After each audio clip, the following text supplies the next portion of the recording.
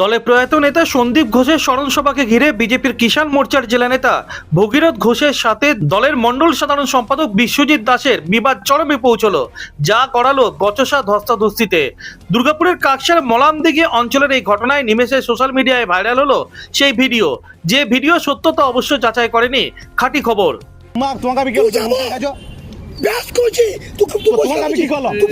তুমি কি করলাম তখন আঙুল তুলে কথা বলছো? আমি কি করলাম তোমাকে? আমি কি করলাম? তুমি তখন হুমকি দেখাচ্ছ নিজে গায়ে মুড়া পড়ে তুমি দাদাগিরি মারছো রেগে। তখন আমি কিছু বলছি না।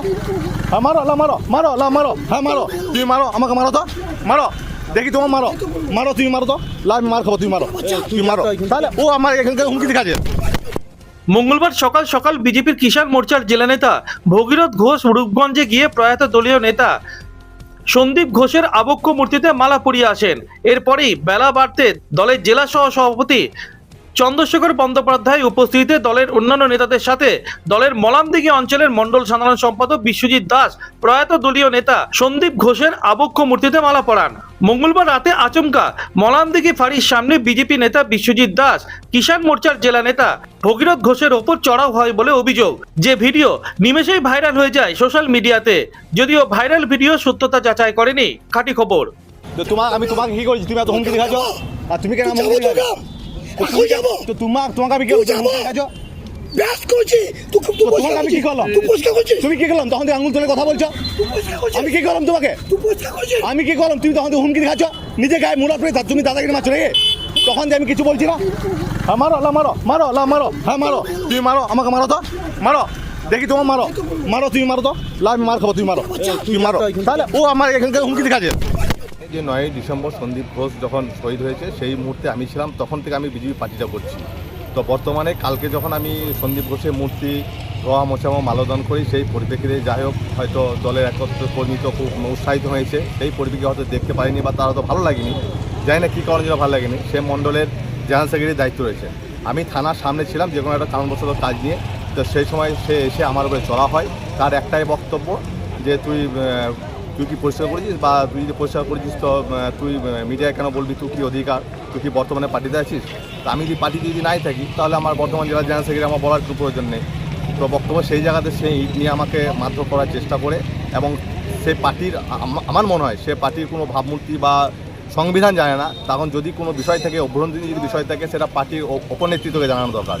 তা আমার মনে হয় সে বিজেপির কোনো বিষয়ে দায়িত্ব কীভাবে পেয়েছে আমি জানি না।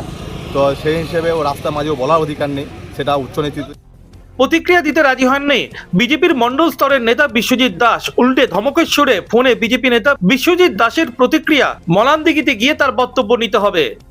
আপনি সামনে এসে কথা বলুন, কোথায় রয়েছেন ফোনে কিছু কথা বলবো না আমি। আপনার যদি কিছু রিপোর্ট নেওয়ার থাকে মলামদিঘিতে এসে রিপোর্ট নেন। বিজেপি গোষ্ঠীদ্বন্দ্বে জড়িয়ে পড়েছে এবং 26-এর নির্বাচনে বিজেপি এর ফল ভোগ করবে। প্রতিক্রিয়া জেলা তৃণমূল নেতা উত্তম মুখোপাধ্যায়। ভারতীয় জনতা পার্টি গোষ্ঠী কন্দলে জর্জরিত, এবং এক পক্ষ সকালবেলায় ধুলো বালি পরিষ্কার করে মালা পরিয়ে গেছে, মাল্যদান করে গেছে, আবার কিছুক্ষণ পরে অপর পক্ষ অপর গোষ্ঠীর লোক মাল্যদান করেছে। তারা 26-এ নির্বাচন আসছে, এই নির্বাচনের সামনে রেখে গীতা থেকে শুরু করে শহীদ স্মরণে তারা মাল্যদান করবেন, এবং তারা যতই মানুষের কাছে চেষ্টা করুন মানুষ তাদেরকে প্রত্যাখ্যান করবে।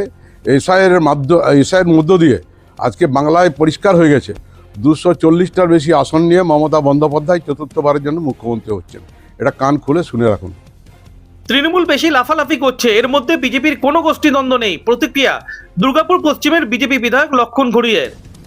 দেখুন, সন্দীপ ঘোষ আজ থেকে 7 বছর আগে তৃণমূলের গুন্ডারা হত্যা করেছিল। আমরা এখনও তাদের শাস্তির দাবিতে আন্দোলন করছি, লড়াই করছি। আমরা প্রতি বছর ভারতীয় জনতা পার্টি কাঁকসা ব্লকের উদ্যোগে আমরা প্রতি বছর সকালবেলা যেয়ে মাল্যদান করি, তার স্মৃতিচারণ করি, এবং তার যে বলিদান দেখা যাবে না আগামী দিনে, তার আমরা রাস্তা খুঁজি এবং আইন লড়াই লড়ছি। সে জায়গায় দাঁড়িয়ে আমাদের কাল সকাল থেকে সারাদিন ধরে যখন যারা সময় পেয়েছেন তারা মাল্যদান করেছেন।